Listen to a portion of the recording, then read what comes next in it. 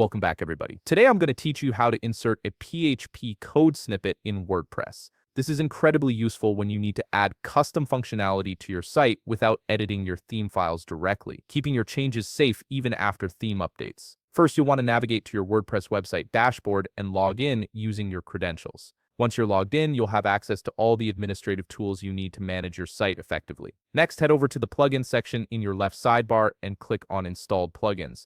This will show you all the plugins currently active on your WordPress site. From here, you're going to access a powerful tool that makes adding custom code simple and safe. Look for code snippets in the left menu and click on Add New. The Code Snippets plugin is designed specifically to help you insert custom PHP, CSS, or JavaScript code without touching your theme's core files. This approach ensures that your customizations won't disappear when you update your theme or WordPress itself. In the title field, type Elementor Widget Panel Fix or whatever descriptive name fits your specific code snippet. Giving your snippets clear, descriptive names helps you keep track of what each one does, especially as your site grows and you add more custom functionality.